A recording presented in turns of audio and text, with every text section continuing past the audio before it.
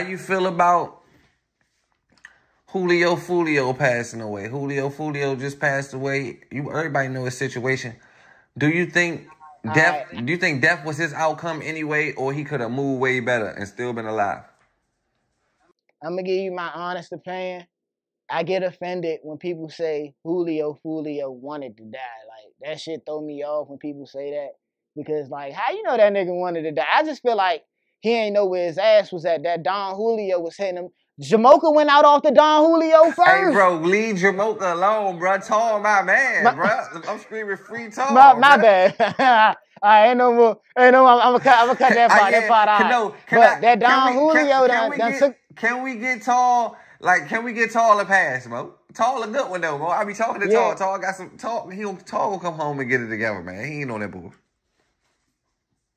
You gotta tell him I want that one-on-one interview. Yeah, that's all you want, the Baby J-Mo interview, because you be going straight at my man. Like, dang, you be hating on Tall, sound crazy. I always want to tell you. I don't be hating. Honestly, bro, I think he had more, at one point, he had more potential than Savage. And we can't lie.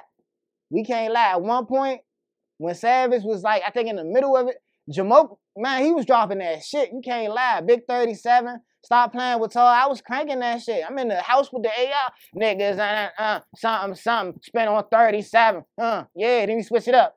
Something to something. I'm like, yeah, J-Mo, get that shit. You hear me? Like, I support that, man. Like, even after Young Threat too, man. Young Threat said some shit about me. Young Threat was all mad at me, man. You know what I did after he was mad at me, man? I listened to Bang Time after that, and I was like, damn, this nigga crank. I was like, man, I don't even see, I be supporting these niggas. I'm playing they shit in the car, man. Like, I don't say nothing incriminating on these people. All I do is make jokes, man. I ain't gonna say no names, but there's other YouTubers trying to put people in jail. I ain't solving no cases out here, man. I'm just showing love.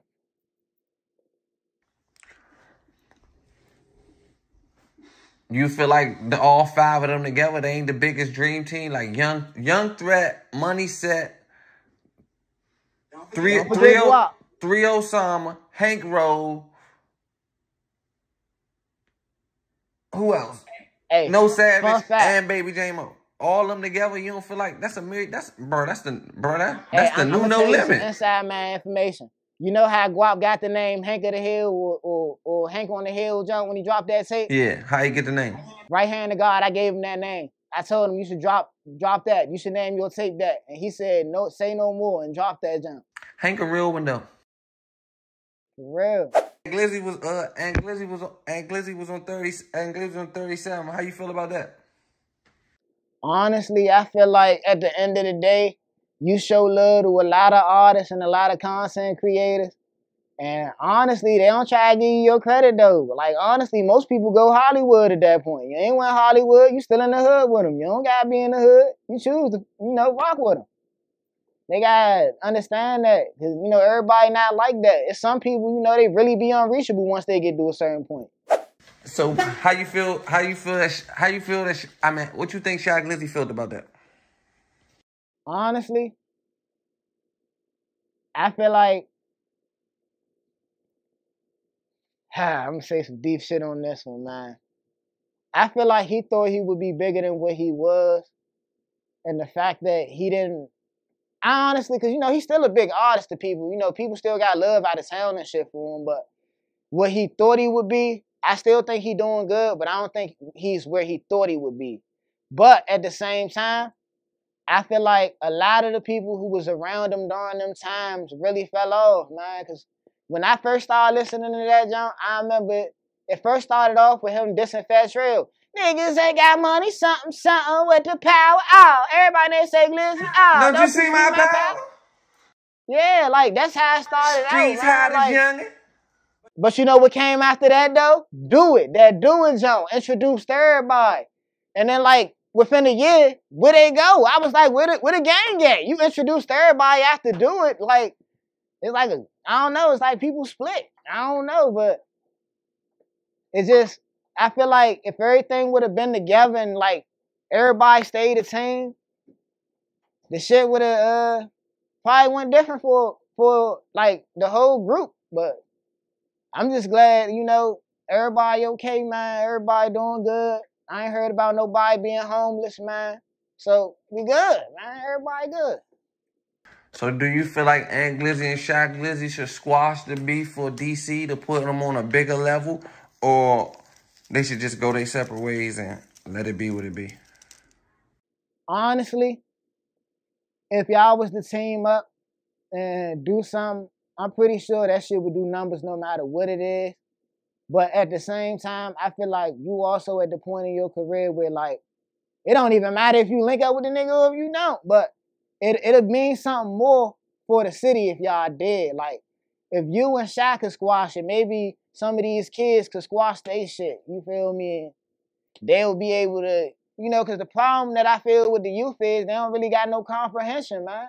They don't know how to use their words. A lot of these kids don't even know how to use their fists. All they know how to use is a switch.